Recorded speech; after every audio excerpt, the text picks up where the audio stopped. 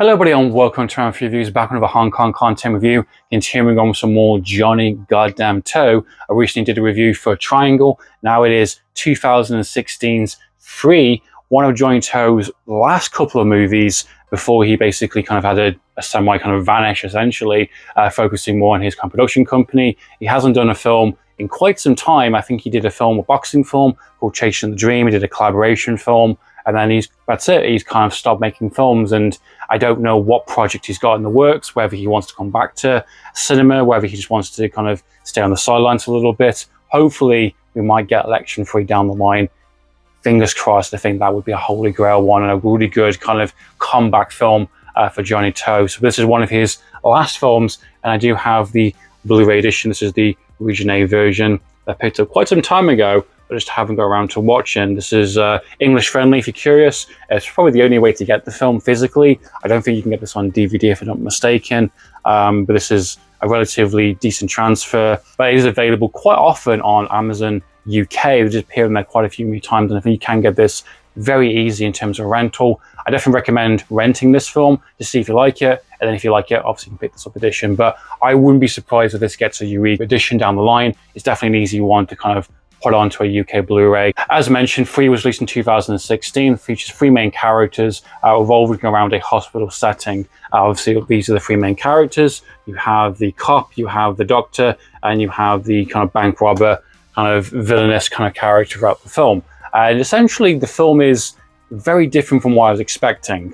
You know, from the trailer and from expectations, sort of my expectations going in, I thought this might be like an intense kind of, you know, hospital drama going back and forth between the cops kind of point of view and the doctors and the bank robbers kind of, you know, point of view. And then it all comes to the end of the film. And it somewhat does do that.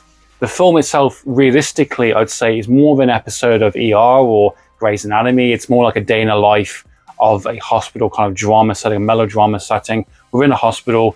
You've got three central characters. Realizing that he will be defeated in no time during a police showdown, a thug shoots himself to force the cops to cease fire, taking him to a hospital. In the hospital, he claims that human rights are to refuse immediate treatment in order to buy time for his underlings to rescue him. The detective in charge sees through his scheme and decides to play along so he can capture his whole gang once and for all. So that is the motivation of our main bad guy. He's a robber. He basically, as I mentioned, shoots himself, survives the shooting, completely insane, refuses treatment, and you've got this doctor character, which is the central of the first half an hour of the film. This kind of complex kind of, you know, doctor who basically is making fast decisions, who is really getting deep into these kind of operations and trying to save lives. She's very much burnt out on the last rope, and she's been told multiple times by various staff members and other doctors that you need to go home, you need to rest, you can't save everyone, you can't always make the best decision, you have to do the best you can with the situation you're in. And I think the damage with this kind of character, I don't know if it's intentional or not, Johnnie To likes to have very much anti-hero characters or damaged characters or unlikable characters or morally grey. So pick your pick in terms of who you think this person is. From my point of view, I thought this person was very much in her own head. As mentioned, she's very much a god complex, someone who is putting people's life at risk and doing questionable things at the expense of her own reputation and trying to help people, air quotes, but also not really listening. And I think there's quite a few times in the film where she needs to step aside or she's making decisions that are going against other people's own individual interest, being the fact you have also two very strong personalities with the robber and Lewis Ku's character, the detective, and she definitely is putting herself, her own kind of practice and her own kind of ethical kind of stance in the way of kind of what the bigger situation is in the film. And I don't think her character was particularly that likable. I don't think she had a great arc, really, if I'm being honest. She didn't really learn anything.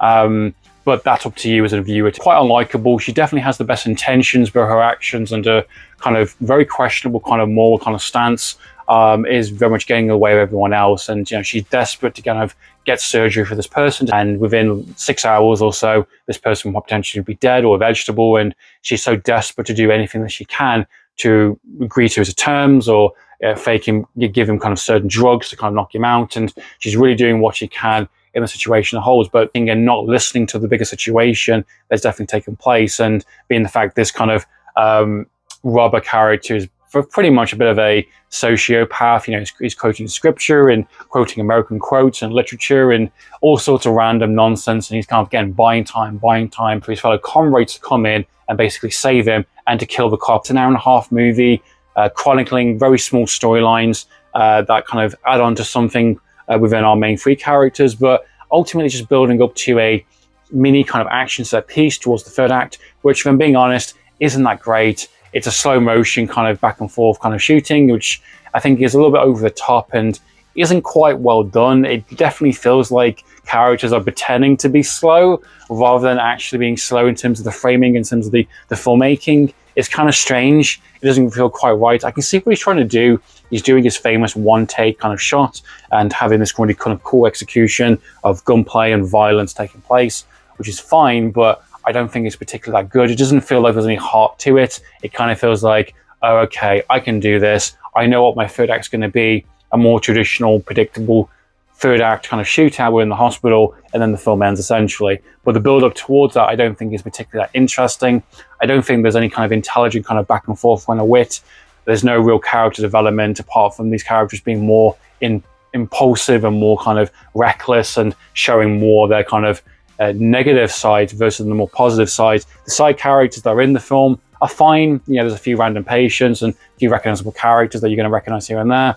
I think it's just a film that's just buying time to get to an action sequence, which isn't that particularly that great, and then it just kind of ends. And it just kind of, oh, is that it?